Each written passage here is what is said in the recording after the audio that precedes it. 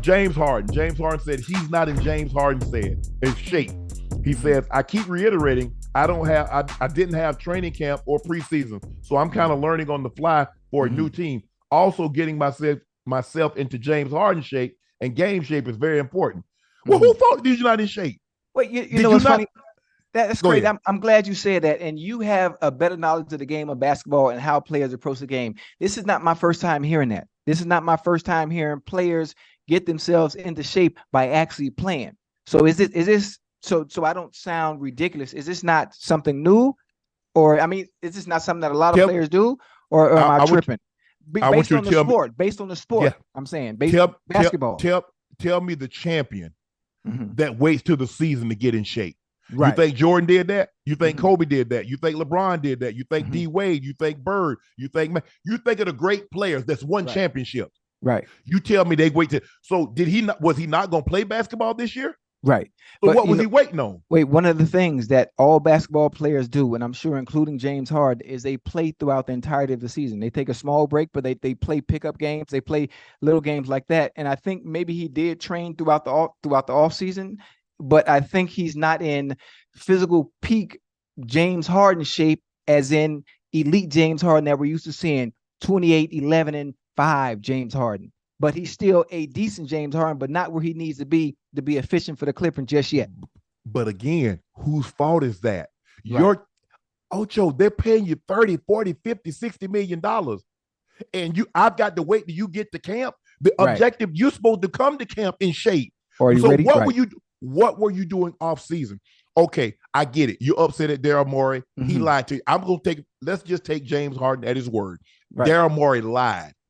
He did. What does that have to do with you being in shape? What does that have to do with you not handling and taking care of your business? Right. Just because someone is doing something over there, Ocho, that don't mean I can't be doing something over here. Right. I'm going to show, because here's the thing. Whether I get traded or not, I'm going to be in shape. Right. Okay. That's what they're. Right. I see what you're saying. I just think the fact that obviously missing time of not preseason and training camp with the Sixers. Yeah, but I think he was training. I think he was working out. But this is why is he not in shape? Think about this. Let me tell you this. Think about how much you can practice, right? Yeah. I got prepared for every training camp. I worked my tail off. I worked crazy. But there was something about getting to training camp, and it was nothing. All the work I put in, it was still can't emulate what it's like when you're all together in one. Nothing. We practice before a game. Wednesday, Thursday, Friday. You do all that practicing, but when it's game time, when it's time to go, it's still different. I think game time and training on your own to prepare for the season is completely different. I think we're kind of, to me, taking a little bit out of context of what James is actually saying. I need to play myself in the game shape. And the playing shape doesn't mean I'm not in shape to play basketball. It's just the fact it's going to take me some games to get where I need to be more efficient for the Clippers in general. I think that's what he means. Imagine if you had not done anything in the off season and showed up to training camp. How difficult would it have been? Right. But he didn't, because the Mr. He Morey said lied he didn't to have him. a training camp. He didn't have no training camp. Yeah, Mr. Malloy lied to him though. He didn't have a training camp, but he was training. Now I know James. I know James personally. Now I don't know much about basketball, but I do know young Bull be working now. He be working, because you can't do what you've done throughout the entirety of your career, minus playoffs and all championships. I understand that he hadn't done that, but he has to prepare himself in a certain way to even do what he's done throughout his career. You don't just wake up and just go out there and do what he's done, 28 and whatever it may be. I don't know the numbers behind it, but I understand exactly what he means. I understand what he means though.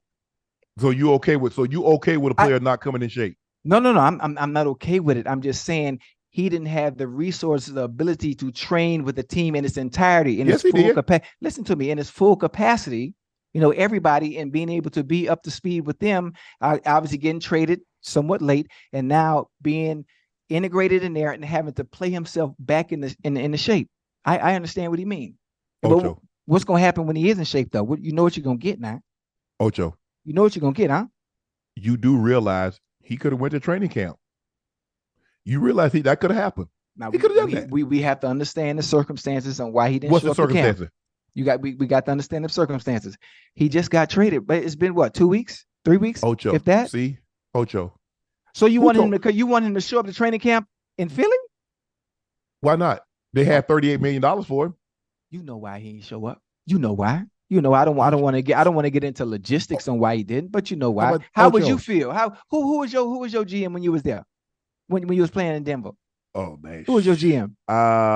Just give me one name. I think Lied Huggins. You don't know, you wouldn't know any of Lied Huggins. I think John Well, Beek. we gonna say John Beek.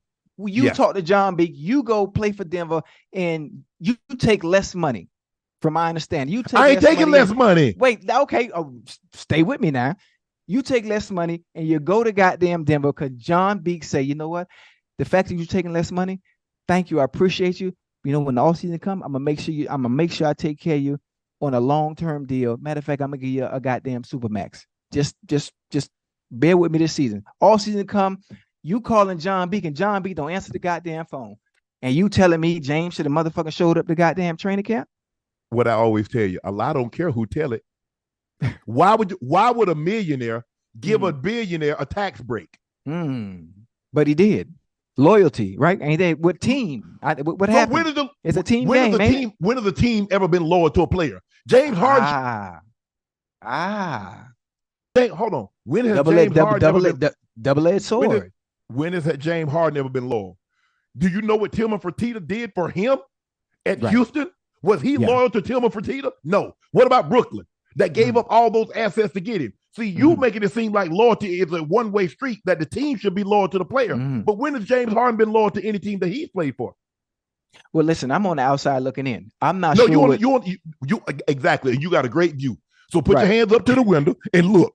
You got a great view. You got a great view. You looking just like we don't know. We don't know the turmoil or the things that were going on inside that we don't know about. We're just getting the back end story on the reasons why he wasn't.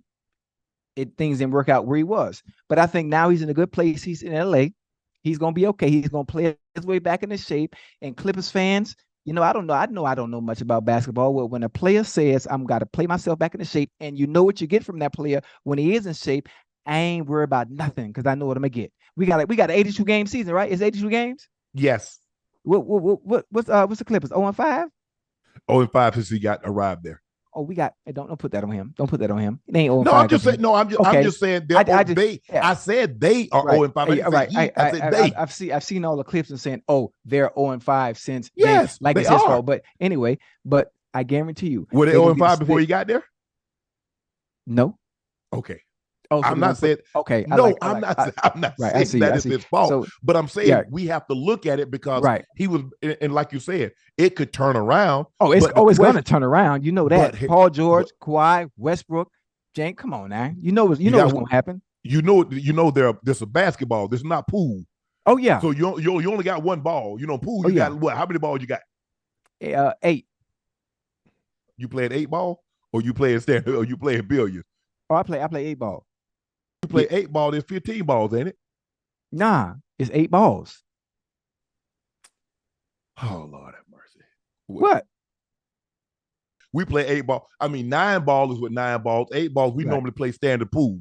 You play a standard pool, right? Yes, sir. Okay. Okay. So you count the cue ball? No, I can't. No, it is a ball though. But yeah, I don't count it. Right, it's 9. You're right. My bad. It's been a long time. In standard billiards.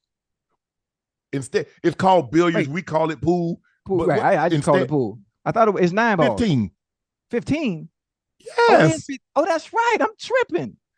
I'm thinking about what I used to play when I was in YA, when I was in LA. My bad.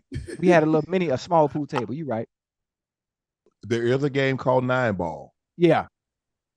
I think that's what I used to play right there, 9 ball. When I was in YA. People used to play it's 5 and 9. Those were the money balls. Okay. You didn't gamble like that, so I know you don't really.